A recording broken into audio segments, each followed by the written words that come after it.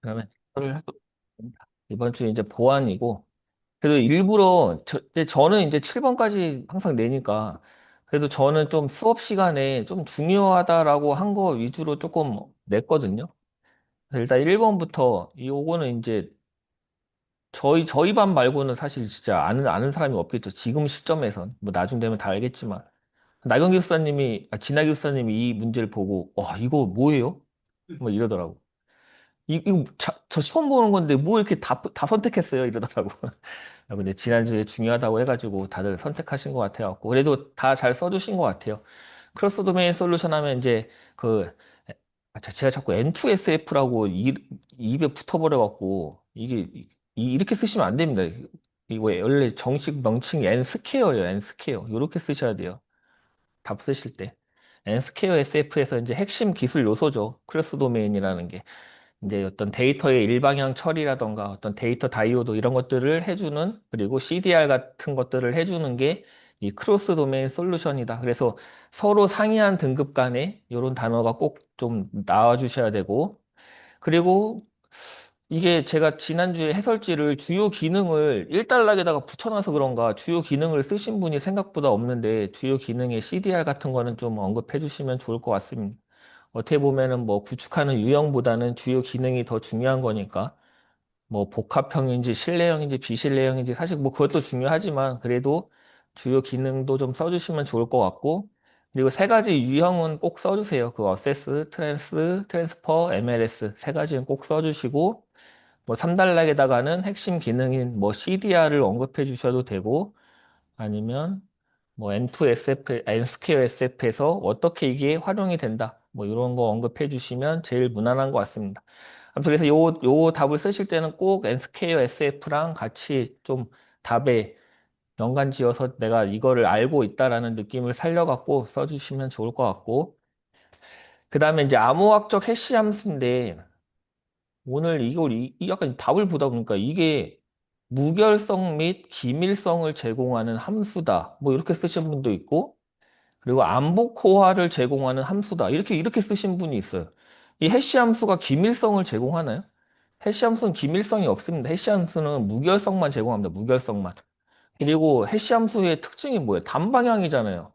복호화가 안 돼. 근데 정의에다가 암복호화를 제공하는 함수다 이렇게 써버리면 그냥 일단 약간 기본이 안 돼 있는 거죠. 기본이. 해시 함수에 대한 기본이. 그러니까 해시 함수는 꼭 무결성과 단방향이다.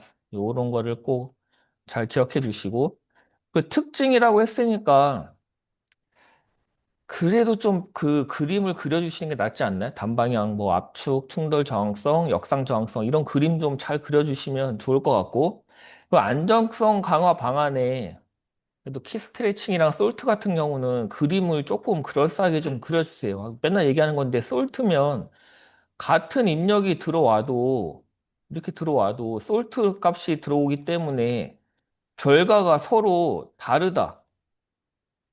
뭐 이런 그림을 조금 표현해 주시면 좋은데 그냥 뭐 그냥 입력 플러스 솔트 결과 뭐 어쩌라는 거예요? 뭐 솔트가 뭐지 그래서? 뭐 약간 개념이 약간 애매하게 그려주신 분도 있고 키 스트레칭 하면 꼭 반복하는 거를 이렇게 좀 이렇게 돌아간다 결과값이 다시 입력값으로 돌아간다 이런 것 좀 꼭 표현해 주시면 좋을 것 같습니다.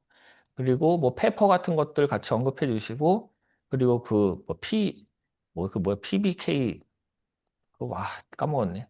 아무튼 그런 거 그 라이브러리 그런 것도 같이 3단락에다가 언급해 주시면 괜찮을 것 같습니다.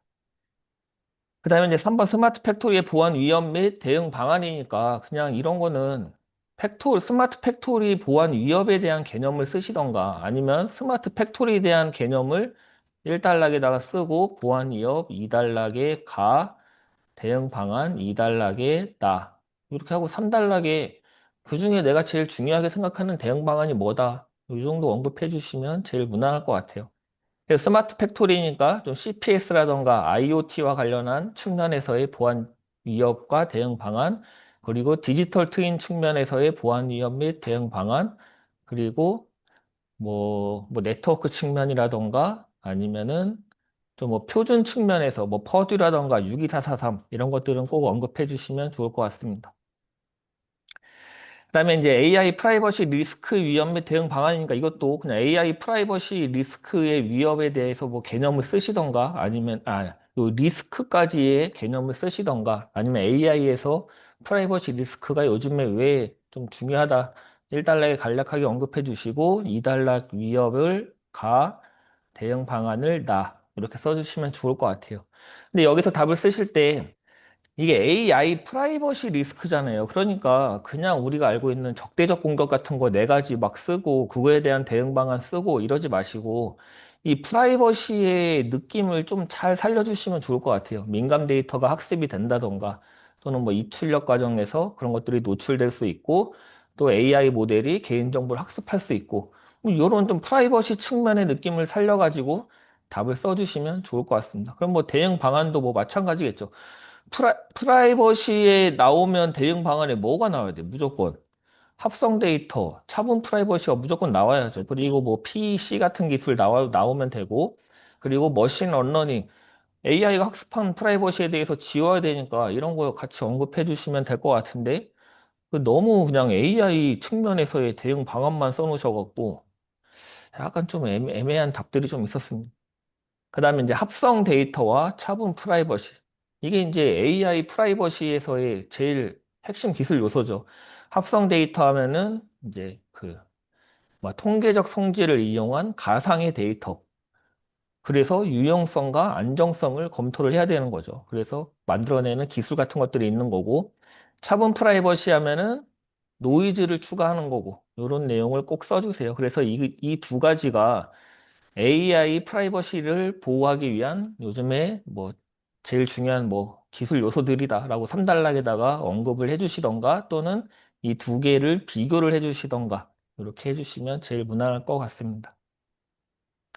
그 다음에 이제 클라우드 네이티브 보안인데 이걸 제가 지난주였나 뭐 언제 약간 조금 애매하게 포시를 설명을 했었어가지고 사실 포시도 맞는 얘기긴 한데 포시 하나만으로 이 답을 전부 다 구성하기에는 너무 조금 지엽적이에요. 사실 포시는 쿠버네티스의 약간 보안 요소 약간 이런 거여가지고 조금 더 광범위하게 좀 답을 써주시면 좋을 것 같습니다. 뭐 접근 권한에 대한 문제라든지 또는 뭐 정책에 대한 문제, 뭐 인증에 관한 문제 조금 더 다양하게 답을 써주시면 될 것 같고 뭐 CNA, PP 같은 것들 같이 써주셔도 되고 캐스비를 활용한다, 뭐 시카스 같은 것들도 있다, 뭐 이런 것들 조금 좀 더 넓은 범위에서 답을 써주시면 좋을 것 같아요.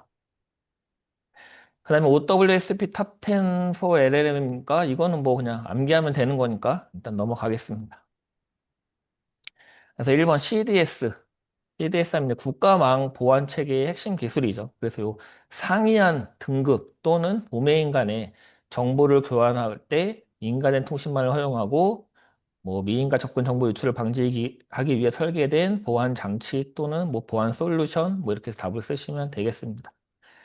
그래서 이런 보안 등급 영역 간의 격리를 유지하고 CDR 이런 기능들을 제공한다. 이런 것도 좀 같이 언급해 주시고 그리고 개념도는 뭐 그냥 독립형, 비신뢰형, 신뢰형, 분산형 뭐 이렇게 있고 요 세 가지는 반드시 써주셨어야죠. 억세스, 트랜스퍼, MLS 이 세 가지는 반드시 써주시고 뭐 그 네 가지로 구성할 수 있다.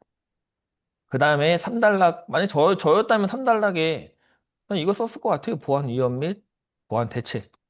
이게 뭐 제일 무난하지 않나? 3단락에다가. 아예 N스퀘어 SF 보면은 그 모델에 아예 별도로 CDS가 있고 그 안에 내용에 요 내용이 있으니까 이게 제일 무난한 것 같습니다. 뭐 비인가 접근 차단, 뭐 연계 체계 인증 정보 유출, 데이터 접근 제어, 네트워크 제어, 뭐 이런 보안 위협이 있어서 보안 대책으로는 뭐 데이터 다이오드라던가 CDR 같은 것들을 적용해야 된다라고 답을 쓰시면 무난할 것 같습니다. 아니면 요 세 개를 비교를 하셔도 되고. 근데 저는 이거 워드를 잘 만들었는데 왜 이게 이렇게 나오지? 뭔가 PDF 변환하면서 좀 이상해지네.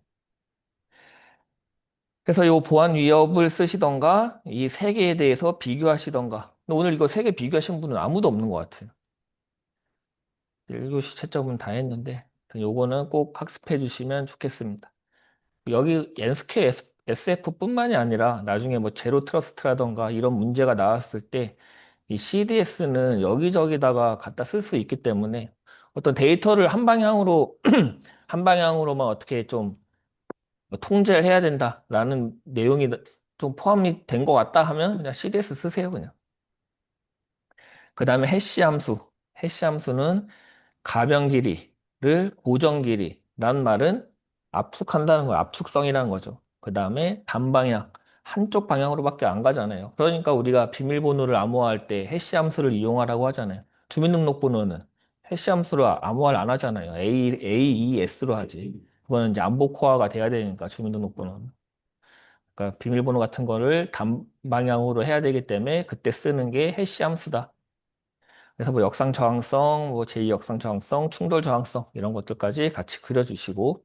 그러니까 이제 이런 거를 쓸 때 약간의 노하우가 지금 특징도 써야 되고 안정성 강화 방안도 써야 되는데 그럼 이 그림을 압축성, 반방향성까지 다 그리고 이거 그리고 이거 그리고 이거 그리고 하면 너무 분량이 많잖아요. 그러니까 사실 압축성, 단방향성 같은 경우는 이렇게 개념까지 그릴 정도의 중요한 내용도 아니니까 정의에다가 살짝 껴넣은 다음에 빼고 나머지만 이렇게 좀 그려주면 뭐 그런 게 이제 분량 조절하는 이제 약간 노하우 같은 거죠. 그런 게.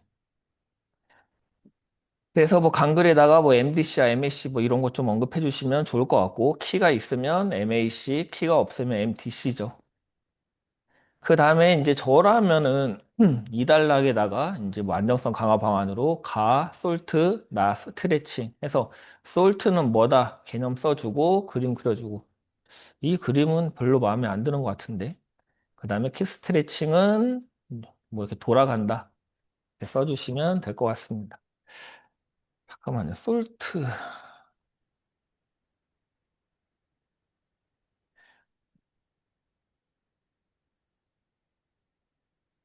요런 게 제일 낫죠. 얘 지난번에 이거 찾아갖고 했던 것 같은데. 이런 거 패스워드를 똑같이 입력해도 솔트가 들어가기 때문에 패스워드가 달라진다. 이런 거를 조금 그림에 같이 표현해 주시면 좋을 것 같습니다. 그 다음, 이거 뭐야. 스마트 팩토리 보안. 스마트 팩토리의 보안의 필요성, 뭐 IoT라던가 빅데이터, AI, 이동통신 뭐 이런 것처럼 옛날에는 OT만, 그러니까 OT라는 거는 이제 약간 폐쇄형인 거잖아요. 그러니까 외부에서 공격을 받을 일이 없었는데 이제는 IT가 같이 결합이 되다 보니까 IT에 대한 문제를 대응을 해야 된다. 뭐 이렇게 좀 언급해 주시면 되고 그래서 뭐 이런 거 디캐핑, 마이크로 프로빙, 부채널 공격 뭐 이런 것 좀 언급해 주시면 될 것 같고 그 다음에 센서, 그러니까 CPS 측면에서 센서 액추에이터 고장, 뭐 제어 시스템 오작동, IoT 측면에서 뭐 디캐핑, 마이크로 프로빙, 네트워크 측면에서 뭐 미라이 본넷 이런 거 좀 언급해 주시면 될 것 같고 그래서 대형 방안으로는 TE, TPM, RISC-V, 그리고 아모알은 LEA, 하이트, 그 다음에 뭐 퍼즈 모델 62443 이런 것들을 적용해야 된다라고 써주시면 될 것 같습니다. 뭐 이런 데다가 뭐 접근 권한을 관리를 해야 된다, 직원 교육을 해야 된다, 뭐 이런 거 써놓으면 그냥 약간 한 키워드밖에 안 되니까 좀 그거에 맞는 키워드를 갖고 가시면 좋을 것 같습니다. 그 다음에 AI 프라이버시 리스크. AI 프라이버시 리스크란 무엇이냐? 인공지능 시스템이 데이터를 수집, 학습, 처리, 생성하는 과정에서 개인의 신원, 행동, 성향, 민감 정보 등이 식별되거나 노출된 가능성으로 인해 정보 주체의 프라이버시 권리가 침해될 위협을 AI 프라이버시 리스크라고 합니다. 그래서 뭐 이렇게 단계별로 리스크의 유형이 있긴 한데 뭐 꼭 단계까지 학습하실 필요는 없지만 그래도 이런 거 학습 데이터 암기 및 개인정보 유출 요런 게 가능하고 악의적인 학성 컨텐츠로 인한 권리 침해, 디페이크 같은 거죠. 그 다음에 이 자동화된 결정으로 인한 그 권리 악화 요런 것들 유형 좀 학습해 주시면 딱 프라이버시 느낌 나잖아요. 그냥 인공지능 느낌이 아니라. 그 다음에 뭐 AI 가치 막내, 개인정보 흐름의 복잡화 이런 문제가 있고 그래서 경감하기 위해서 뭐 거버넌스를 마련해야 된다 이런 거는 뭐 나쁘지 않지만 그래도 뭐 이런 거 AU 가져갈 만한 건 AUP 그리고 옵트인, 옵트아웃 이런 단어 좀 써주시면 괜찮은 것 같아요. 옵트인, 옵트인이 뭐죠? 옵트인 사전 동의, 옵트아웃은 사후 철회 그런 단어 좀 써주시면 좋을 것 같아요. 그러니까 개인정보 관련해 가지고 옵트인, 옵트아웃 이런 것들을 잘 적용하는 게 중요하니까 그런 단어 좀 가져가시면 좋을 것 같고 그리고 이런 거 개인정보 영향평가를 실시한다. 이런 거 괜찮은 것 같습니다. 그 다음에 기술적인 요소로는 요건 무조건 나와야죠. 차분 프라이버시랑 합성 데이터, 컨텐츠 추적, 뭐 그런 거, 디페크에다가 워터마크 같은 것들을 적용해야 된다. 이런 내용 언급해 주시면 될 것 같고 당연히 뭐 필터링 같은 것들을 써줘야겠죠. 그래서 아무튼 항상 물어본 거에 맞게 써주시면 됩니다. 만약에 프라이버시라는 단어가 없고 그냥 AI 리스크 및 대응 방안이라고 했으면 적대적 공격 이런 걸 쓰는 게 당연한 거죠. 그런데 여기서는 프라이버시라고 물어봤으니까 그 주제에 맞는 위협과 대응 방안을 써주셔야 됩니다. 그래서 이제 AI 프라이버시에서 핵심 기술 요소인 합성 데이터와 차분 프라이버시 합성 데이터는 이 인공지능 학습 데이터에 대한 부족 문제를 해결하기 위한 거죠. 그래서 실제 데이터와 통계적 특성이 유사하며 실제 데이터 분석 결과 유사한 결과를 얻을 수 있도록 생성해낸 가상의 데이터를 합성 데이터라고 합니다. 그래서 이 유용성과 안정성을 검증을 해야 된다. 생성 기술로는 스테이블 디퓨전, 뭐 사이클겐 뭐 몇 가지는 암기해 주시고 그 다음에 이제 차분 프라이버시는 통계 데이터베이스에서 질의 결과에 의해 개인정보를 추론하는 것을 방지하기 위한 수학적 모델인데 뭐 노이즈를 추가한 모델이다. 뭐 이렇게 써주시면 되고 그래서 뭐 라플라스, 가우시안, 기하학적, 지수 이런 생성 기법이 있으니까 요거까지 같이 학습해 주시면 되겠습니다. 그래서 뭐 저는 3단락에 이렇게 비교를 해놨는데 뭐 요거는 한번 읽어보세요. 요 마지막 간글이 이거 제가 써놓은 건데 뭐 이건 좀 괜찮은 것 같아요. 합성 데이터와 차분 프라이버시 모두 개인정보 보호와 안전한 활용이라는 공통의 목표를 가지고 있지만 두 기술은 상호 보완적으로 작용할 수 있다. 이런 내용. 그리고 차분 프라이버시가 합성 데이터를 생성하는 기반 기술로 활용이 될 수 있다. 이런 거는 알아두시면 좋을 것 같습니다. 그러니까 서로 상호 보완도 되면서 합성 데이터를 생성하는 기반 기술로 차분 프라이버시가 이용이 될 수 있다. 당연한 소리겠죠. 그 다음에 클라우드 네이티브 보안. 이거는 해설지는 이렇게 되어 있는데 꼭 이렇게 안 쓰셔도 상관없습니다. 그냥 포시를 하나의 그냥 클라우드 네이티브 보안의 기술 요소로 언급만 해주셔도 되고 뭐 CNAPP, 뭐 CIEM, CWPP, CSPM, 뭐 IAC 뭐 이런 거 다 언급해 주시면 될 것 같아요. 그리고 꼭 그런 것뿐만이 아니라 뭐 접근 권한이라던가 아니면 뭐 그레이존, 뭐 SRM에 대한 문제 뭐 이런 것까지 다 언급해 주시면 될 것 같습니다. 그다음에 OWASP 탑 10 for LLM 뭐 OWASP에서 발표한 LLM 어플리케이션의 상위 10가지 취약점이죠. 그러니까 이게 뭐 저도 조금 애매한 것 같긴 한데 그래도 요거잖아요. 어플리케이션의 취약점이잖아요. 어플리케이션에 대한 취약점. 그냥 모델에 대한 취약점은 아니잖아요. 뭐가 좀 다르지 않나? 그래서 아무튼 보면 프롬프트 인젝션, 민감한 정보 노출, 공급망 취약점, 데이터 및 모델 중독, 부적절한 출력 처리, 과도한 권한 부여, 시스템 프롬프트 유출, 벡터 및 인베딩의 취약점, 허위 정보 생성, 무제한 소비 이런 취약점이 있다. 그래서 그거에 대해서 어떻게 대응을 해야 된다라고 이렇게 있으니까 뭐 이 중에 좀 가져갈 만한 거는 당연히 이거죠. 필터링, 마스킹 그리고 데이터의 소스에 대한 검증, 프롬프트 보호, 뭐 리소스 제한, 뭐이 정도 갖고 가시면 되겠습니다. 1교시 여기까지 하고, 그 다음 2교시.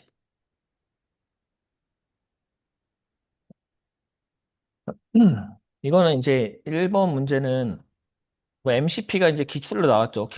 136회의 기출로 나오고, 그 다음 회차에 이제 보안 위협과 대응 방안에 대해서 쓰시오라고 137회에 나왔잖아요.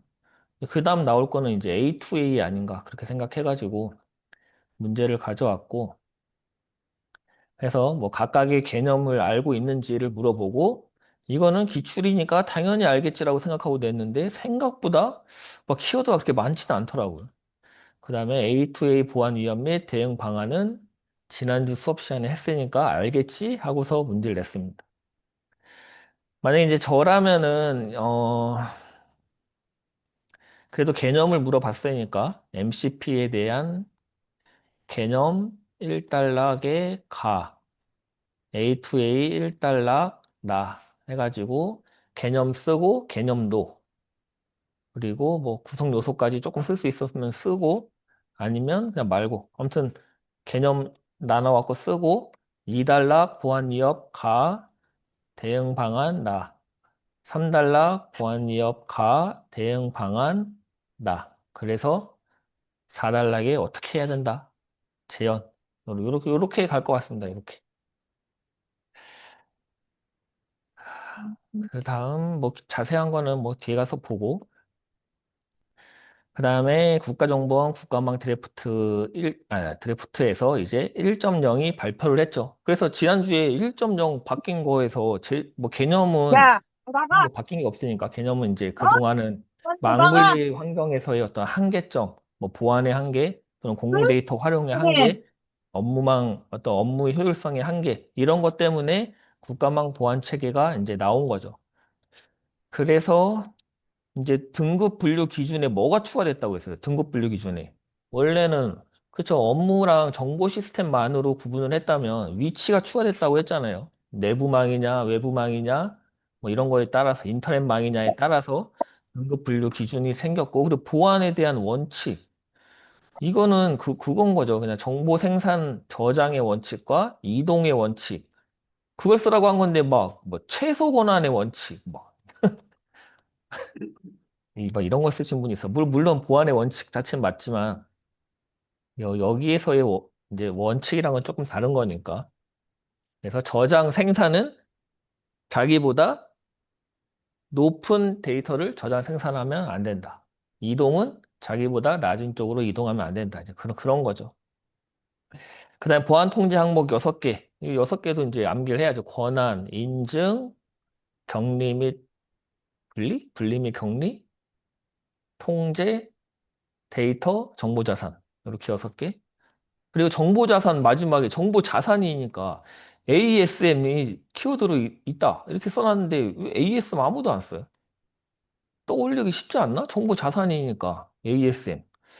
생각보다 안 쓰셨고. 근데 뭐 그래도 뭐 데이터 다이오드라던가 A백이라던가 뭐 CDR 이런 것들은 잘 써주셔가지고 쓰신 분은 잘 썼습니다. 근데 아예 3명 중에 2명은 이걸 아예 안 썼더라고. 그리고 이제 4단락에는 그래서 뭔가의 재현을 쓰거나 아니면 제가 그래도 그냥 제가 생각할 때는 CDS 쓰는 게 4단락에 제일 나을 것 같아요. 왜냐하면 그 보안 통제 그 모델이라고 해야 되나? 그 11개 중에 11번째가 CDS거든요. 그래서 그 통제 모델의 하나인 CDS가 N스퀘어 SF의 핵심 기술 요소로서 작용을 한다라고 하면서 CDS를 언급해주면 제일 무난하지 않을까라고 생각합니다.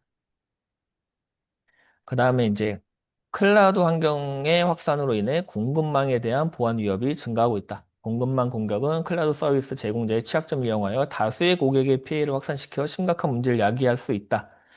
클라우드 환경 공급망 공격의 개념과 특징. 그러니까 1달러, 가, 개념, 나, 특징. 이렇게 쓰는데 근데 그러면 가 하면은 이렇게 해갖고 이제 그림, 개념을 쓸 거잖아요. 여기다가 뭐 클라우드 환경 공급망의 개념을 우리가 공부한 적이 없잖아요. 그러니까 여기다가는 그냥 요 위에 있는 요 내용을 이렇게 갖고 와서 그림으로 그냥 만들어주면 될 것 같습니다. 최근에 클라우드 환경에 어떤 공급망 위협이 증가하고 있고 그래서 그걸로 인해서 다수의 피해가 뭐 확산되고 있는 상황이다. 그래서 어떻게 대응해야 된다라고 요거 전체적인 거 갖고 와가지고 그림 하나 그려주시고 여기다가 개념 써주시고 그 다음에 특징이니까 마찬가지. 그냥 공급망 공격의 특징을 쓰면 안 되겠죠. 클라우드 환경에서의 공급망 공격의 특징을 써야겠죠. 클라우드 환경에서의 공급망 특징의 제일 큰 특징이 뭘까요? 제일, 약간 그래도 클라우드니까. 그래서 제가 생각할 때는 좀 멀티 테넌시 환경에서의 취약점, 뭐 이런 거. 하나, 그러니까 전파가 되잖아요. 전파가 옆으로. 레터럴 무브먼트 같은 걸로 전파가 되니까. 그럼 클라우드 환경에서 한 놈 뚫렸더니 갑자기 다른 놈 다 뚫려. 막 이런 특징을 좀 써주시면 좋을 것 같은데, 뭐 아직 제가 채점을 못해갖고 쓰신 분이 있는지 모르겠습니다. 그 다음에 이제 클라우드 공급망 공격의 절차 및 방법인데, 사실 저희가 원래 밑이 나오면 이렇게 자르잖아요. 이렇게 나를 자르는데, 이거는 약간 좀 자르기가 애매한 것 같아. 그냥 절차가 있고, 그 절차에 어떤 방법이 있냐, 약간 이런 느낌이어가지고, 그냥 가에다가, 제가 저라면은, 그냥 가에다가, 이렇게 절차 그림, 이렇게 뭐 한 5개 이렇게 그려놓고, 나에다가, 이렇게 3단표로 해서, 이 절차 여기에다가 5개 쓰고, 여기다가 방법. 그래서 각각의 절차마다 어떤 방법이 있다. 뭐 약간 이렇게 썼을 것 같습니다. 근데 뭐 절차를 표로 방법을 뭐 이렇게 써도 상관은 없는데, 뭐 이거는 뭐 선택하시면 될 것 같아요. 뭐 정해진 답은 없는 것 같습니다, 여기서는. 그 다음에 이제 클라우드 공급망 공격의 보안 강화 방법이니까, 이거는 좀 쉽죠. 뭐 관리적 측면에서의 보안 강화 방법, 기술적 측면에서의 보안 강화 방법. 이렇게 쓰시면 될 것 같고, 근데 이제 그냥 공급망 공격의 보안 강화를 쓰기보다는, 그러니까 뭐 CSCRM이라던가 SBAM 이런 내용을 뭐 당연히 안 쓸 수는 없겠지만 그런 내용만 쓰기보다는 그래도 조금 클라우드에서의 공급망 공격에 대해서 어떻게 보안 강화를 할 것이냐, 뭐 지속적인 인증을 한다던가, 뭐 제로 트러스트를 한다던가, 뭔가 조금 이 느낌, 클라우드 느낌을 살려주시면 좋을 것 같아요. 그러면은 4단락은 마지막 뭔가 재현하면 되겠죠. 보겠습니다. 일단 MCP와 A2A. MCP란 요 USB 그 인터페이스랑 비슷한 거죠. 대규모 언어 모델이 다양한 데이터 소스 및 도구와 안전하고 일관되게 상호작용할 수 있도록 지원하는 개방형 프로토콜이다. P가 마지막 단어가 프로토콜이니까 개방형 프로토콜. 그래서 기술 요소, 구성 요소로는 호스트, 클라이언트, 서버, 요 제이슨, RPC 2.0 요 정도는 꼭 학습해 주시고, 그럼 A2A란 무엇이냐? 서로 다른 개발자와 프레임워크 벤더가 만든 에이전트들이 표준화된 방식으로 협업하고 소통이 가능한 오픈 프로토콜. 뭐 개방형 프로토콜이든 오픈 프로토콜이든 똑같은 얘기죠. 그러니까 오픈 프로토콜, 개방형 프로토콜이다. 기술 요소로는 뭐 에이전트 카드, A2A 메시지 포맷, 뭐 SSE 지원 뭐 이런 게 있다고 하니까 이 정도는 갖고 가시고, 요거 암기 안 하면 쓸 게 없어가지고. 그러니까 이제 이런 거 기술이 결국에는 이렇게 통신을 하게끔 해주는 거잖아요. 그러면 결국에는 편리한 도구인 동시에 여기에 또 공격 표면이 생기는 거죠. 또 뭔가 또 보안 위협이 생길 수밖에 없는 거고, 그거에 대한 대응을 해야 되는 거고. MCP는 뭐 이렇게 막 호스트한테 하는 공격, 서버한테 하는 공격, 중간 통신 과정에서의 하는 공격, 막 이런 것들이 있다고 해요. 근데 이 중에서 조금 알고 가면 좋을 것 같은 건, 이거 TPA는 얘기했는데, 이거 생각보다 쓰신 분이 없는 것 같고, TPA 좀 써주시고, 그 다음에 이거, 러그풀? 러그풀? 아, 또 이거 가짜 업데이트. 그리고 크로스 서버 어택. 이런 거. 이런 거 세 개 정도는 위협으로 좀 갖고 가시면 좋을 것 같습니다. 그러니까 대응 방안으로는 툴피닝, 클리어 워닝, 신뢰되지 않은 서버 사용 금지, 그리고 서버 간 격리. 이렇게 4가지는 대응 방안으로 갖고 가시면 되겠습니다. 그 다음에 이제 A2A 프로토콜에서 발생 가능한 보안 위험. 아무래도 공격 표면이 증가하겠죠. 그리고 공급망 위험 같은 것들이 있다고 하고, 그리고 권한 위임 오용 및 신뢰에 대한 문제가 있고, 민감 정보 유출이 증가할 수 있다. 뭐야, 근데 사실 A2A는 이거는 해설지가 없는 거 제가 만든 거긴 한데, 뭔가 약간 뭐죠? 무슨 주간 기술 동향? 이런 거 보면서 만들긴 했는데, 딱히 키워드가 없는 것 같아요. 그냥 이 에이전트들 간의 통신 과정에서 뭔가 발생할 수 있는 문제점, 뭐 이런 거밖에 딱히 없는 것 같습니다. 근데 이제 그런 건 있겠죠. 제가 생각할 때 제일 중요한 거는 그러면 얘가 지금 신뢰된 AI한테서 온 거냐? 그거에 대한 검증. 요 정도만 좀 써주시면 될 것 같습니다. 그래서 대응 방안에서 제일 좋은 거는 이건 것 같아요, 이거. AI 에이전트에게 고유 신원을 부여한다. 그래갖고 이게 내가 그러니까 통신이 온 AI가 진짜 권한이 있는 AI인 것이냐 이런 것들을 확인하는 그래서 요게 그나마 대응 방안에선 제일 좋은 단어인 것 같고 나머지는 뭐 제로 트러스트를 해야 된다. 뭐 MTLS 상호 M 상호 TLS 무추얼 TLS 같은 것들을 적용해야 된다. 뭐 이런 내용인데 뭐 요거 하나 이 두 가지 정도 갖고 가시면 되겠습니다. 그래서 AI 모델 간 통신 프로토콜은 그래도 그냥 좀 알아두시고 요런 MCP, A2A, ACP, ANP 뭐 이런 것들이 있다고 합니다. 그다음에 이제 국가망 보안 체계 NSKUSF고 뭐 개념은 읽어보시면 되고 그리고 추진 목표가 이 가이드라인을 보면 이렇게 하나, 둘, 셋, 넷, 다섯 개의 5대 추진 목표라고 써져 있거든요. 혹시나 목표를 또 물어볼 수 있으니까 갖고 가시면 되겠습니다. 이거는 제가 이제 문제에선 빼긴 했는데 오늘 문제 없었죠, 추진 목표는 없었죠. 네.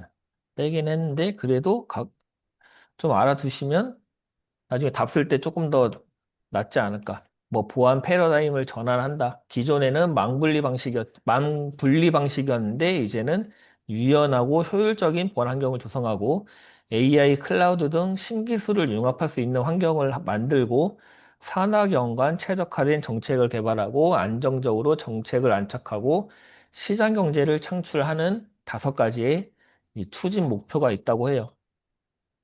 그 다음에 이제 CSO 등급 분류. 요거는 옛날에 업무 정보 및 정보 시스템이 이렇게 나눠졌죠. 근데 이제는 위치까지 추가됐다. 그래서 하나의 정보 시스템이 서로 다른 등급의 업무 정보를 포함할 때는 당연히 가장 높은 등급을 해당 정보 시스템의 등급으로 분류를 한다. 그래서 보안 원칙은 이렇게 정보 생산, 저장의 원칙과 정보 이동의 원칙, 이렇게 두 가지의 원칙이 있습니다. 정보 생산 및 저장의 원칙은 자신의 보안 등급과 동일하거나 낮은 보안 등급의 업무 정보를 생산, 저장 가능한 거고, 정보 이동의 원칙은 자신의 보안 등급과 동일하거나 높은 보안 등급의 정보 시스템으로 이동이 가능한 거죠.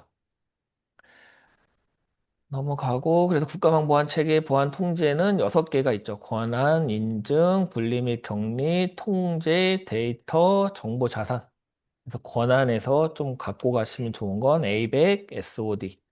인증에서는 락 801.1x 멀티팩터 그리고 분리 및 격리에서는 뭐 가상화 기반으로 분리를 할 것이냐 네트워크 기반으로 분리할 것이냐 이런 것들 그 통제가 제일 중요한 것 같아요.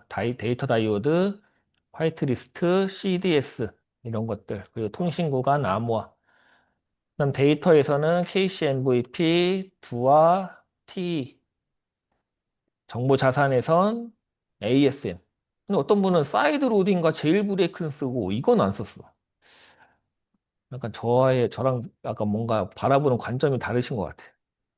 아무튼 뭐 이 두 개 쓴 거는 훌륭하고 아무튼 ASM 같은 거는 갖고 가시면 좋을 것 같습니다. 그래서 국가방보안 체계 적용 시 기술적 측면의 고려사항.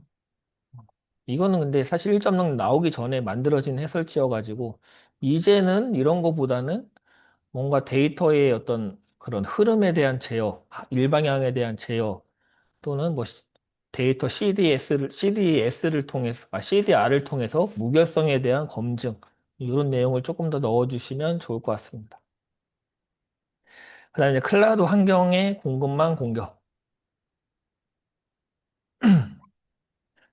클라우드 공급망 공격의 이제 공격의 필요성, 대응의 필요성인 것 같은데 대응의 필요성. 클라우드 공급망 공격 이제 간접적으로 침투하는 거고 공급망이니까 그 다음에 오픈소스 취약점 같은 게 있고 신뢰관계 악용 CI/CD. 그래서 클라우드 서비스 환경에서는 어때요? 자동화된 배포가 되고 범위가 이제 확대가 되는 거잖아요. 그래서 다중 피해로 확산이 되고 2차 피해 이런 것들이 발생을 한다. 그래서 클라우드 공급망 공격은 오픈소스 API, 서스파티 도구 등 연동된 외부 구성 요소를 악용해 클라우드 내부에 침투하는 간접 공격 방식으로 대규모의 확산성과 탐지 회피성을 갖고 있어 다수의 클라우드 사용자에게 심각한 피해를 초래 가능하다. 요 내용이 중요한 것 같아요. 대규모의 확산성과 탐지 회피성. 이런 특징. 그래서 클라우드 공급망 공격의 개념을 보자면 클라우드 서비스에 연동된 외부 뭐 똑같네요. 뭐 외부 소프트웨어, 오픈소스 API 개발 도구, MSP 등을 공격 대상으로 삼아서 이를 통해 클라우드 내부 자산에 침투하거나 피해를 유발하는 공격을 클라우드 공급망 공격이라고 합니다. 그래서 이런 협력업체, MSP, 그냥 공급망 공격, 이런 거는 다 공급망 공격에 들어가는 키워드니까 이런 협력업체, MSP 정도 같이 포함시켜주면 조금 더 클라우드 공급망 공격 느낌이 나겠죠. 특징을 보자면 이런 거 간접 침투를 한다. 뭐 확산 범위가 광범위하다. 그리고 뭐 이미 탐지된 시점 이미 확산이 완료됐을 수도 있고, 그리고 자동화된 배포를 통해서 이제 확산이 빠르게 한번 침투되면 확산이 되는 거죠. 탐지하기가 쉽지 않다. 이런 특징을 좀 언급해 주시면 조금 더 클라우드 공급망 느낌이 나지 않나 생각하고, 그래서 클라우드 공급망 공격의 절차는 뭐 이렇게 되어 있다고 합니다. 탐색 및 침투를 하고 클라우드 서비스 연동 배포하고 내부에서 확산하고 이런 단어는 꼭 그러니까 이 공급망 공격의 절차라는 게 꼭 이 6단계를 통해서 이루어지는 것도 아니고 이게 정해진 답은 아니거든요. 하지만 여기서 꼭 나와야 될 단어는 이런 거죠. 클라우드 내부 확산, 외부 사용자 확산 이런 단어는 꼭 갖고 가야죠. 절차에다가. 그래서 뭐 시스템 침해 및 악용, 지속성 확보 및 자료 유출 이렇게 절차가 이루어져 있다고 해요. 그래서 뭐 해설지는 이렇게 되어 있는데 저라면 여기를 절차라고 구분 잘 짓고 여기다가 방법을 이렇게 해서 요거를 요로 옮기고 요거를 요로 옮기고 그리고 이렇게 답을 썼을 것 같습니다. 그러면은 이제 공급망 요 탐색 및 침투에서는 이런 거 오픈 소스 아까 그 뭐였어요? MSP 이런 단어들 이제 방법을 쓰면 되는 거고 클라우드 서비스 연동 또는 배포 과정에서는 뭐 CI/CD 파이프라인에 뭐 이런 단어 언급해 주시면 될 것 같고 그리고 클라우드 인프라 내부 확산할 때는 뭐 컨테이너라던가 워크로드를 통해서 확산이 가능하다. 그러니까 여기에 있는 키워드를 여기로 써주시면 그게 방법이니까 그렇게 하면 될 것 같습니다. 제도적 및 관리적 대응 방안으로는 뭐 공급망 보안 정책을 수립한다? 뭐 물론 공급망 보안 얘기도 나오긴 나와야겠지만 그래도 뭐 이런 거 클라우드 연계 기업이나 공급업체에 대한 27036? 뭐 이런 거 써주시던가. 우리가 27017, 27018이 다 클라우드 관련된 거잖아요. 270으로 시작하면. 그러니까 이게 아마 클라우드에서의 어떤 공급망 보안 뭔가 표준? 뭐 이런 것 같아요. 그 다음에 기술 및 구조적 대응 방안에서는 이런 거 클라우드에서 나오는 키워드 이런 거 좀 써주시면 CSPM이라던가 CWPP 또는 뭐 컨테이너에 대한 보안을 하기 위한 뭐 포시 아까 이제 1교시 문제가 나왔던 거 그런 것들 좀 써주시면 되지 않을까 싶습니다. 음, 뭐 일단은 2교시 해설은 여기까지 하고 그 다음에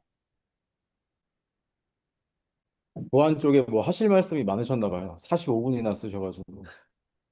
저는 뒤쪽에 약간 좀 기본 토픽 위주로 냈거든요. 그러니까 좀 쓰실 거, 정확히 쓰실 거 위주로 좀 찍어서 말씀드릴게요. 그리고 보안에서 정의가 흔들리면 티가 정말 확 납니다. 예.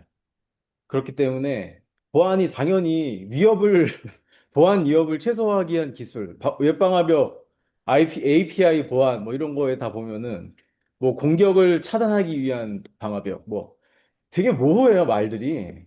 그런데 이제 API는 그렇죠? API만의 특징이 있잖아요. 키 값이라는 게 주어지고 그다음에 세션을 유지하는 시간 타임 리밋 같은 게 있어야 되고 뭐 그런 정확한 그쪽에서 쓰는 그 정확한 단어들이 들어 있어야 되는데 오늘 채점한 결과를 보시면 아시겠지만 좀 모호해요라고 제가 체크해 드렸거든요. 그런 부분은 조금 정확히 써주셔야 됩니다. 네. 그래서 이제 오늘 정의가 지금 스프린트 1 때는 저희가 채점을 할 때 정의 부분을 무조건 읽거든요. 정의는 그러니까 스프린트 1이건 2건 무조건 채점자가 정의는 무조건 읽게 되어 있습니다. 그런데 거기에 좀 모호한 단어들, 모호하다고 조금 더 좀 디테일하게 써야 되는 부분들은 오늘 제가 많이 체크해 드렸으니까 그런 부분은 어떤 단어를 쓸지 지금 좀 찍어 드릴게요. 그거 하고 공지사항이 하나 있는데 저는 그 셀태 과제를 토요일 날 오전에도 올려주시는 분들이 계시더라고요. 원래 금요일 날 마감인데 그 토요일 12시 오전까지 올려주시면은 제가 늦어도 19시까지는 올려드릴게요. 그리고 토요일 날 19시에 셀태 피드백을 받아보시고 그다음에 일요일 날 내가 뭘 고칠지 조금 더 고민을 하시고 주간 모의고사에 임하시면은 조금 더 좋은 답안이 일요일 날 나오지 않을까. 그렇게 좀 진행해 보도록 하겠습니다. 그래서 제가 공지를 못 드렸는데 이번 주에 제가 늦어도 토요일 날 19시 경에는 올리도록 하겠습니다. 피드백을. 심하고 쏘아 요즘에 그 특히 쏘아 그렇죠? 요게 뭐 안 쓰면 안 될 정도로 뭐 온갖 그 보안 쪽 관련된 이슈에서 다루고 있는데 일단 다른 거 다 집어치우고 여기에서 이벤트에 대한 데이터를 수집한다. 이벤트 로그를 수집한 이후에 그 다음에 분석을 수행한다. 요게 이제 핵심 키워드죠. 그리고 여기에서 소아는 이거보다 이거도 있어야 되고 당연히 그 대응하는 프로세스를 자동화한다. 요 말이 있어야 된다. 요 말. 그래서 심은 약간 수동적으로 뭔가 이제 탐지 분석을 한다라고 본다면 소아는 그거 이상의 어떤 그런 행동, 행위까지, 액션까지 이제 들어가는 거죠. 그래서 이제 로그 콜렉터라는 게 있어서 이벤트에 대한 데이터, 이벤트 로그라고 하죠. 각종 서버나 방화벽이나 어플리케이션에서 쌓이는 그런 로그들을 수집을 해서 중앙에서 모아놓고, 그 다음에 로그 콜렉터, 로그 인제스션 이러는데 이제 관리 및 분석을 한다. 그래서 이제 탐지 기반이고 수동적이고, 이 스와 같은 경우에는 뭐 이렇게 이루어져 있는데, 이 세 가지 구성 요소 한번 보시고요. 스와 SRIP T 그리고 데이터에 대해서 수집과 탐지 그리고 집중 로그 집중화 패턴 분석 약간 수동적인 느낌입니다. 여기가 수동적인 보안이고 그리고 여기서는 대응 프로세스와 자동화와 조정을 한다. 뭔가 액션을 하니까 약간 능동적이고 적극적인 방향으로 써주시면 되겠죠. 그래서 여기서 보시면 사건 대응해가지고 약간 제한적이다. 그리고 뭐 반복 작업 자동화를 통해 가지고 예, 자동화를 한다. 뭐 이렇게 좀 적극적인 보안이라고 써주시면 될 것 같습니다. 자, 그래서 심스와 보시면은 그림이 없는데 그림 여기 보시면 아시겠지만 여기에서 저라면 이렇게 좀 모호하게 그리기보다는 이거는 그대로 살리고 그 다음에 여기에서 이제 뭐 이런 거를 하나를 또 막대를 추가하면 되잖아요. 여기서 이제 대응을 하고 여기에다가 다시 대응 그다음에 자동화. 그러면은 이 그림 자체가 왼쪽 그림은 이렇게 되어 있고 오른쪽 그림 요거 하나가 더 붙었잖아요. 그렇죠? 그렇기 때문에 그 두 개가 뭐라도 차이가 느껴지게 이제 그려주는 게 중요한데 여기를 하나를 더 크게 붙여가지고 이런 차이가 있다라는 거를 좀 느낌을 더 살릴 것 같습니다. 이렇게 하기에는 조금 이 그림 자체가 두 개가 너무 이질적이다 보니까 차라리 왼쪽은 살리고 오른쪽에다가 뭔가 전체적으로 자동 대응을 한다. 대응을 하는 부분이 여기잖아요. 거의 서버에다가 뭘 방화벽에다가 뭐 이 IP 뭐 인바운드 아웃바운드 막 박아놓고 뭐 그다음에 막아놓고 막 그러잖아요.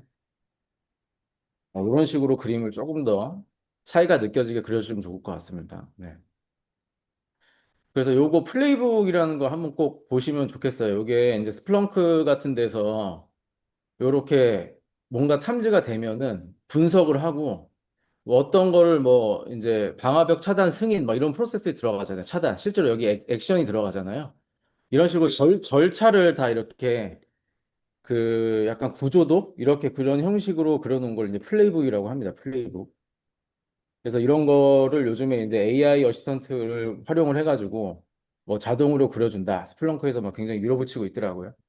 그래서 이런 플레이북 기반으로 예, 대응도 하긴 하지만 이렇게 자동화되게끔 뭔가 이 프로세스를 잡아주면 뭔가 탐지가 되고 그 이후에 뭐 이런 침해 대응까지 그리고 보고서까지 만들어주네요. 자동으로.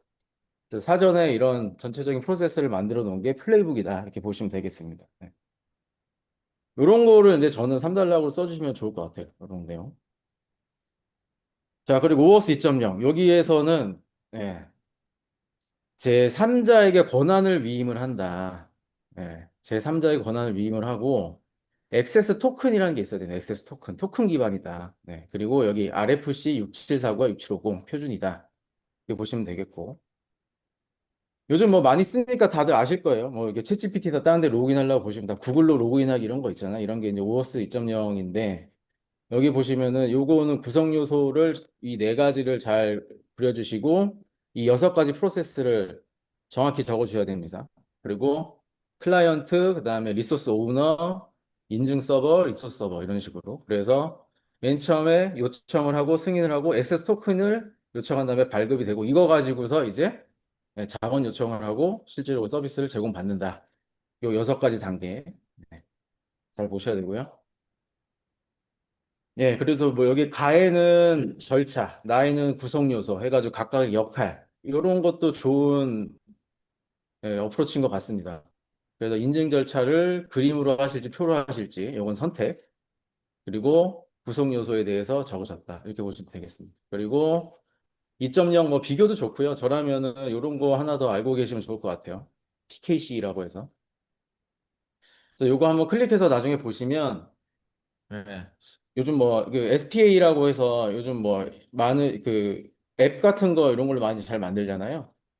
그래서 이제 요게 이제 뭔가 탈취가 됐을 때 이걸 어떻게 이제 방어하는가. 예, 이 PKC라는 걸 쓴다고 합니다. 그래서 이런 것들까지 알고 계시면 더 좋을 것 같고. 예, PET 굉장히 기본 토픽이죠. 네. 그래서 이제 전체적으로 보호하기 위한 기술 프로세스와 방법, 지식들을 포괄하는 추상적 개념이다. 자, 요 부분이 저는 오늘 여기를 찾았어요. 예. 그러니까 당연히 강화 기술인데 프로세스와 방법과 지식들은 포괄하는 추상적인 개념이다. 네. 당연히 개인정보 위협으로부터 보호를 하는 건데 프로세스와 방법과 지식 이런 것들을 다 총괄하는 추상적인 개념이다. 네. 그리고 이제 나오죠.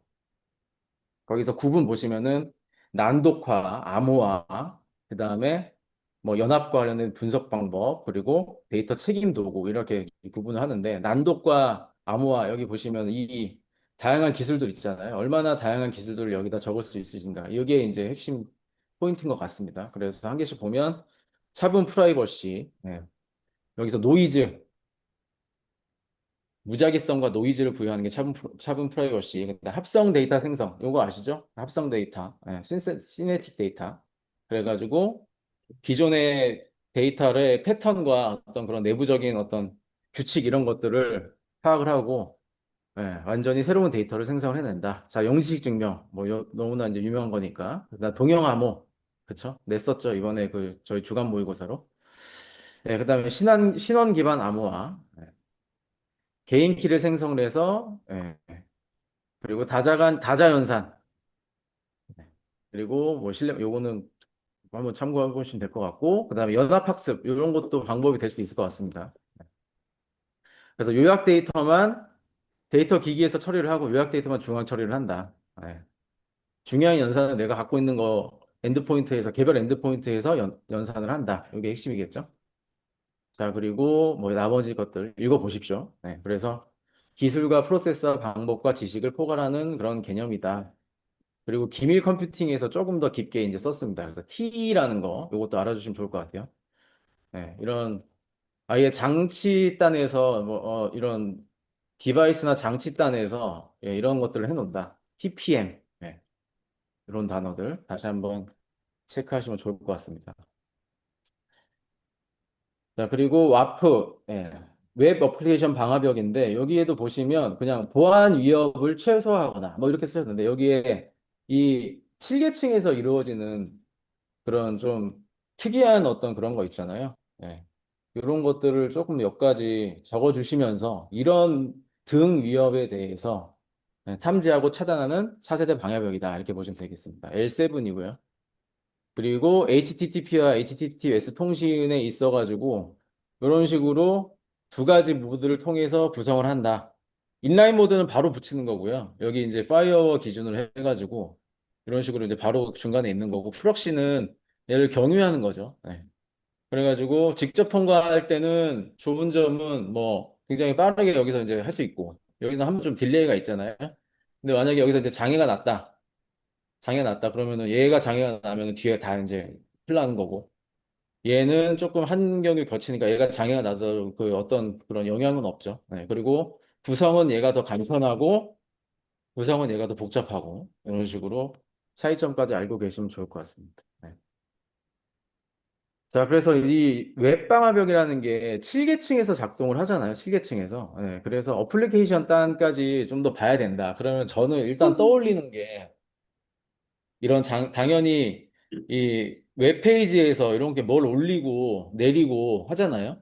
업로드된 파일과 요청 형식에 대해서 검사를 일단 한다. 네. 그리고 이 아까 말씀드렸던 이 크로스 앱 스크래팅이나 SQL 인젝션 이런 것들에 대해서 차단을 한다. 네. 그리고 정보 유출 이런 것들 사전에 이렇게 패턴을 넣어 놓으면은 이런 것들에 대해서 이제 얼럿이 뜨겠죠. 그래서 정보 유출이나 특정 응답 형식이 있다라고 한다면 그것도 차단을 한다.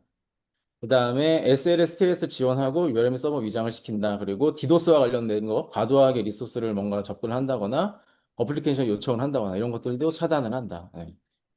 이렇게 보시면 되겠습니다. 그래서 웹페이지에서 올라가는 부분, 그리고 이것이 다양하게 이루어졌을 때 뭔가 차단하는 부분, 여기에서 차단하는 거, 여기에서 많이 들어와서 차단하는 거, 그리고 통상적으로 우리가 지금 URL 필터링이나 이런 SSL, TLS 지원하는 부분. 그래서 요런 게 이제 구분 관점이 돼야 되는 건데, 여기가 굉장히 좀 모르겠어요. 뭐, 보시면은 여러 가지 쓰시는 건 있으신데, 그래서 뭔가 기술을 바라볼 때, 지금 차단하기 전에 앞서서 내가 이런 식으로 좀 이렇게 구조도를 갖고 계시면 좋을 것 같아요. 일단 HTTP, HTTPS를 실현해야 된다고 하니까 얘는 어쨌든 웹 화면이 있을 거고 여기에서 일어나는 것들 하나. 여기 이거 말고 그 이외에 뭔가 다량의 어떤 공격이나 요청에 대해서 차단하는 부분 하나. 그리고 전체를 기본적으로 제공하는 그런 기능.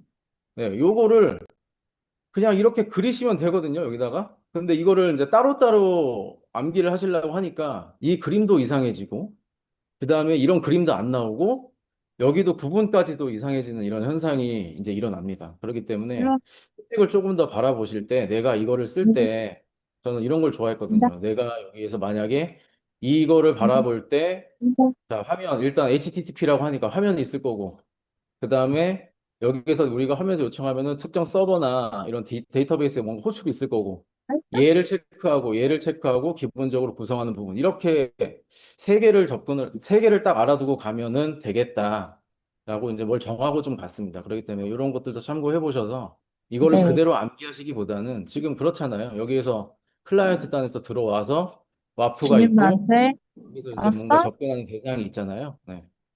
그런 식으로 조금 더 구조도를 떠올리시면서 구조도가 떠올랐다고 하면 그거를 구분으로 빼시면서 그렇게 한번 해보시면 좋을 것 같습니다.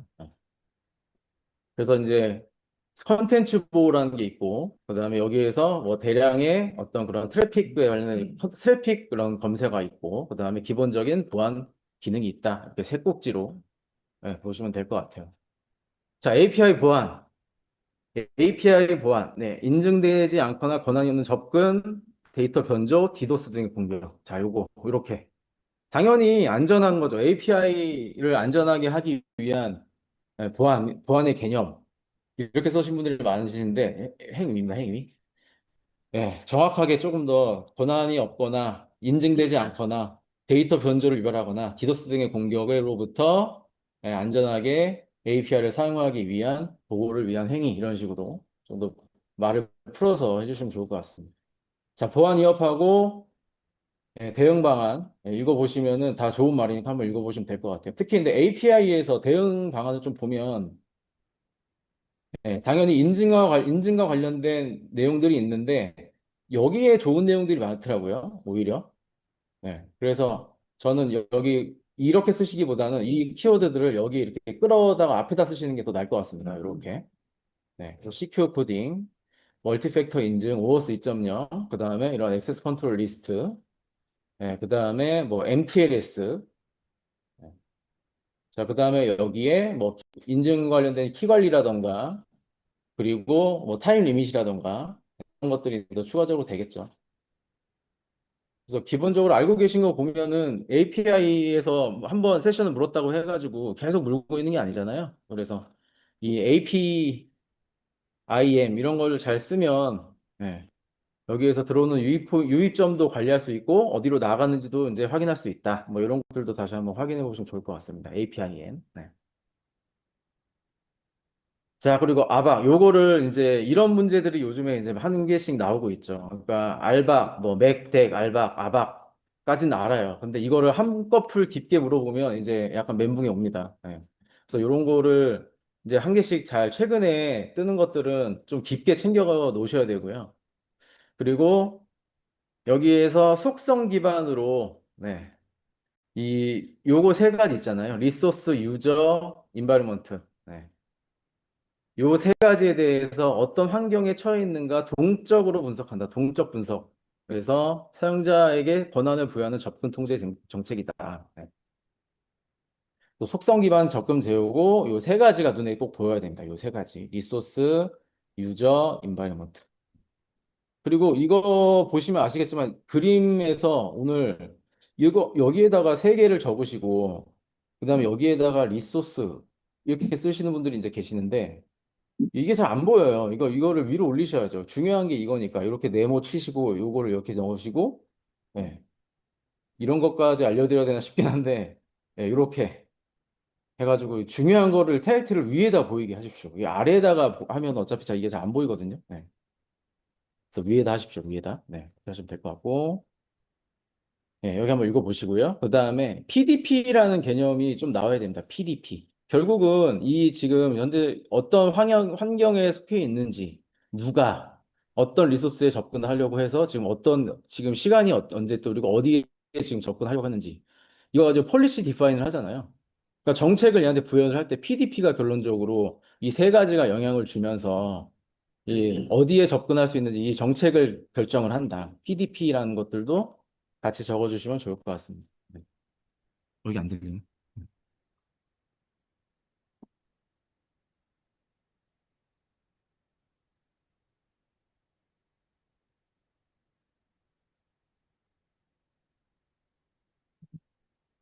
아, 누가 이거 떴는데요?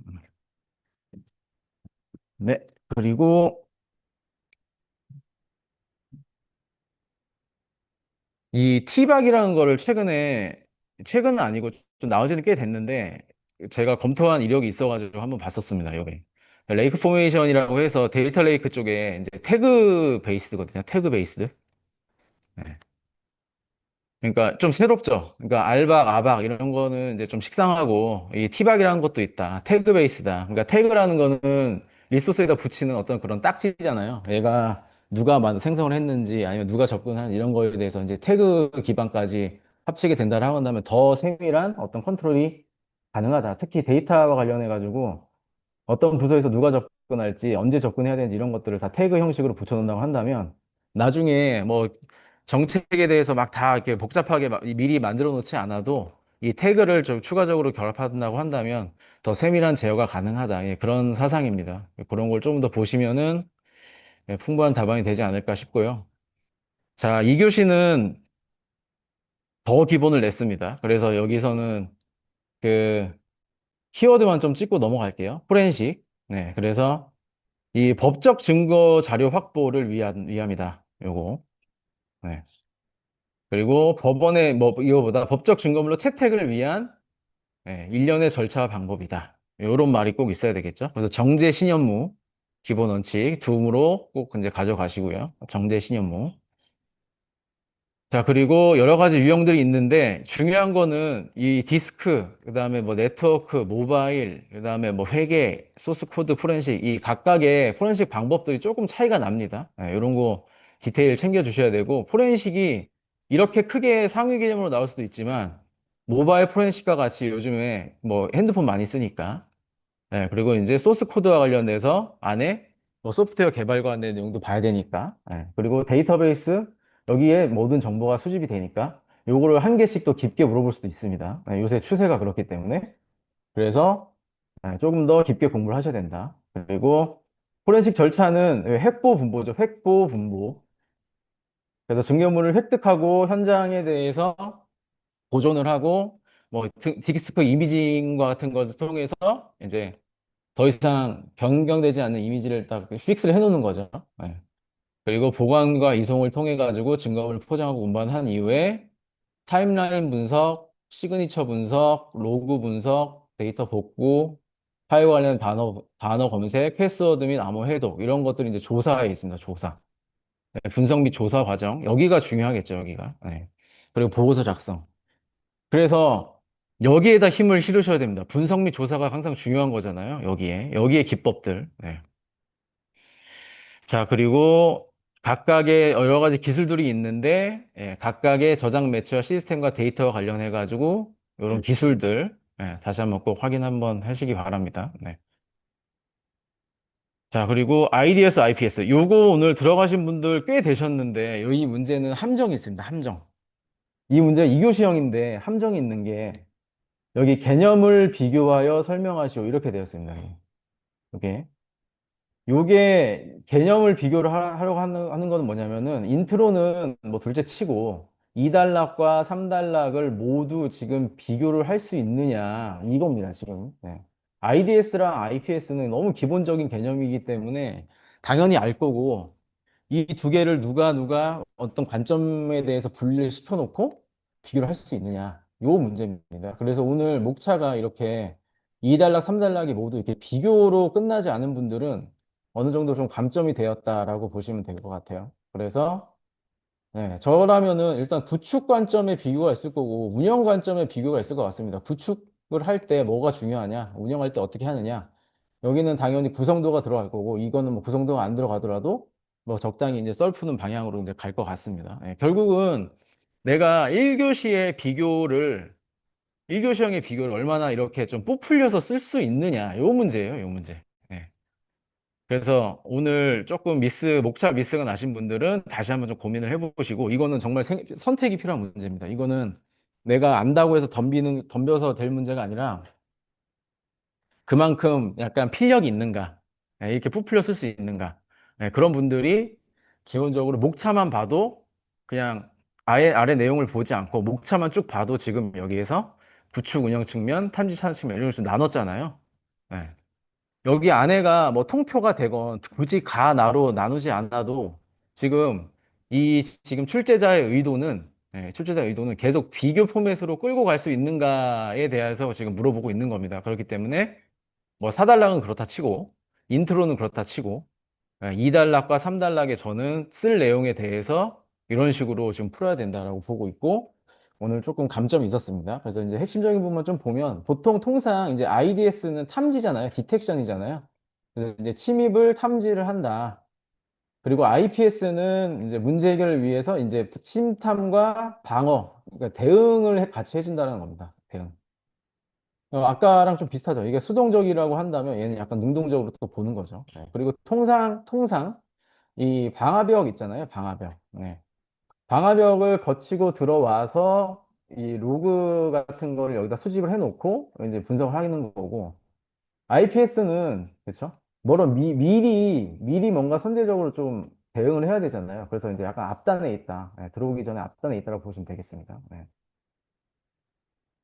자, 그래서 여러 가지 이제 내용들이 있는데, 일단 탐지, 대응, 이거를 기점으로 해서, 그리고 구축에 대해서 어떤 운영에 대한 위치, 이런 것들도 하나 이제 꼭지로 써주시고, 그리고 이 IDS 같은 경우에는 아무래도 기술에 대해서 조금 더 이거는 리스크가 좀 적은 편입니다. 왜냐하면 얘는 차단을 해버리잖아요. 얘를 차단을 해버리니까 리스크가 좀 높죠. 만약에 오탐에 대해서 부담이 좀 있습니다. 얘는 오탐 부담이 있습니다. 네. 오탐에 대해서 뭔가 잘못 차단했을 때 크게 부담이 있다. 얘는 그냥 분석만 하는 거잖아요. 그렇기 때문에 오탐에 대해서 분석이 없다. 그리고 여기에서 중요한 건 뭐냐면 이 룰이 굉장히 중요합니다. 룰. 얘를 분석해낼 룰이 사전에 있어야지 이제 되는 거고, 뭐, 어노멀리 디텍션이라고 해가지고, 이런 룰이 있다라고 한다면 이거랑 좀 다르게 들어온다. 어노멀리 디텍션. 이런 것들을 잘 사전에 정의를 해놔야 분석이 되겠죠. 여기에서는 일단 이 실시간 대응을 위해서 아까 플레이북 같은 거 있었잖아요. 이런 절차, 대응 절차. 이런 것들이 중요하겠죠. 대응 절차.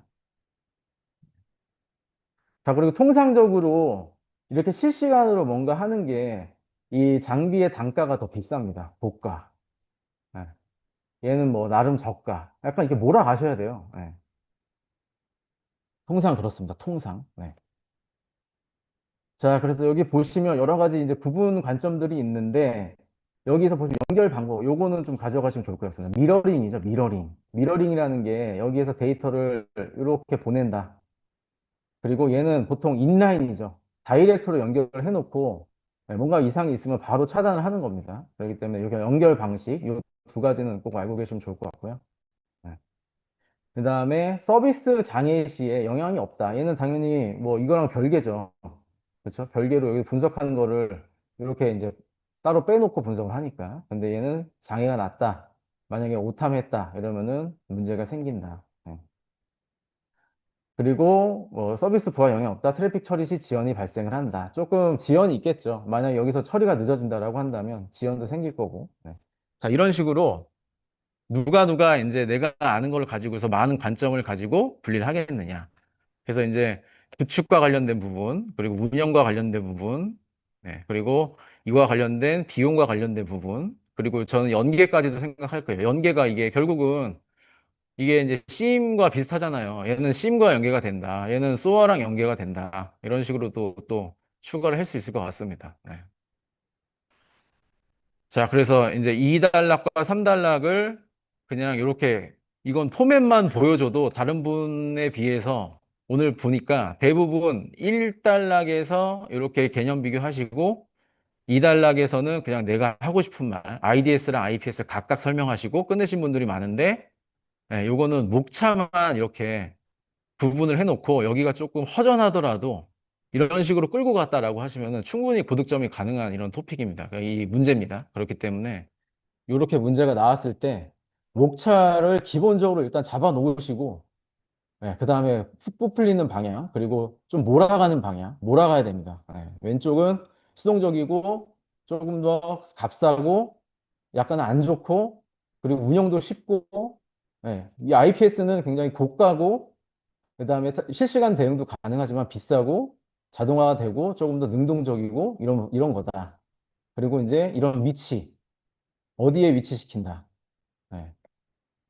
그렇게 보시면 될 것 같습니다. 자, 그리고 6번. 요거는 아주 기본 중에 기본인데, 요 그림은 꼭 가져가셔야 됩니다. 요 그림은. 암호화를 분류하는 거, 양방향과 단방향, 대칭, 비대칭에 따라가지고, 대칭 키는 블락과 스트림으로 나눠진다. 요거, 큰 그림 하나 가져가셔야 되고, 그 다음에, 암호 알고리즘의 종류를 물어봤는데, 여기에 이제, 운영 모드를 쓰신 분들이 있어요. 운영 모드. 요거는 미스가 난 거죠, 오늘. 자, 그래서 SPN하고 페스탈 이 두 가지 이제 구조가 있고 크게 이제 AS, 아리아, 뭐 DES, DS3, 시드, 그다음에 아이디아 이런 것들 있죠. 요 종류 다시 한번 꼭 체크해 보시기 바랍니다. 그리고 SPN 구조에서 빠지면 안 되는 거 S박스하고 P박스하고 라운드 여기 그리고 병렬 요거까지 병렬이 되니까 굉장히 이제 뭐 대규모 어떤 그런 데 이제 적용이 잘 될 거고 SPN이 AES죠? 그죠? 네. 요거 헷갈리시면 안 됩니다. 휴게스타일 DES입니다. 요거 오늘 바꿔서 쓰신 분들이 꽤 되시던데, 얘가 어떻게 보면 조금 더 좋은, 저는 그렇게 공부했어요. 이게 약간 좀 좋은 거고, 이게 처음에 나온 거고, 이게 더 좋은 거다. 좋으니까 AES다. 이렇게 생각을 했고, 그리고, A가 이제 그 영문상으로 앞에 있잖아요. 그래서 얘가 더 좋으니까 AES다. 이런 식으로 외웠거든요. 헷갈리시는 분들은 그런 식으로 암기하셔도 좋을 것 같고, 페이스타일에서는 여기 안 돼 있는데 왼쪽 각 LR 이렇게 표기를 해주셔야 되겠죠. 2등분하고, 그 다음에 XOR 통해 가지고, 라운드를 수행을 한다. 병렬 연산은 어렵다. 여기까지. 네. 자, 그리고 블록아머와 스트롱아머 비교인데, 그렇죠. 여기서 제일 중요한 거, 저는 이거라고 생각합니다. 여기. 속도, 처리 방식. 네. 또 대용량 데이터 처리가 가능하지만 느리다. 그리고 여기는 실시간이지만 실시간이고 빠르다. 예, 그래서 어디에 이제 쓰이느냐. 얘는 뭐 파일 같이 전체적으로 파일이나 DB나 통째로 뭔가 해야 될 때 이쪽으로 많이 쓰이고 얘는 스트림이잖아요. 스트림은 뭐 많이 사용하셔서 아시겠지만 스트리밍 서비스라던가. 네, 그래서 요 두 가지를 찾았습니다. 당연히 블록은 블록 단위고 스트림은 비트 단위다. 네, 당연한 거고 여기에서 제일 가장 큰 차이가 있는 것들은 요거. 그리고 이제 동작 메커니즘까지 적으신 분들도 계셔가지고 좀 봤고. 네. 자, 그래서 속도와 처리 구조와 이거에 대한 활용 사례까지 네, 이렇게 보시면 되겠습니다. 네. 자, 그래서 4번, 5번, 6번 중에서 오늘 뭔가 이 생각해 볼 문제는 저는 5번이라고 생각합니다. 5번. 이런 식으로 내가 쓸 거를 주어지지 않고 이런 문제들은 다 가나다가 주어지잖아요. 이런 것들은 목차 잡기 굉장히 쉬운데 이런 것들은 잘 쓰시면은 다른 분들에 비해서 굉장히 고득점이 나오는 그런 문제니까 예. 대신 굉장히 신중하셔야 된다. 네. 그리고 개념을 비교하여 설명을 했으니까 계속 비교를 끌고 나가시는 게 포인트다라고 해서 5번은 조금 더 생각해 볼 문제인 것 같습니다. 네. 자, 그리고 이제 저희 셀태 과제에서 제가 하나 조금 말씀드리고 싶은 게 있는데, 그, 전체적으로 이번 문제였거든요. 2번 문제. 그 2교시형 문제였거든요. 2교시형. 네. 또 공급망 보안이라는 게 먼저 물어봤어요. 공급망 보안. 네. 그러니까 소프트웨어에서 개발하고 배포하고 운영하는 그 전 과정에서 문제가 발생을 하잖아요. 개발, 배포, 운영. 그렇죠? 여기에서 그 사이사이에 지켜야 될 것들, 이런 것들이 이제 공급망 보안이고, 두 번째는 이 사람이 물어본 게 제로 트러스트 기반이라고 그랬어요.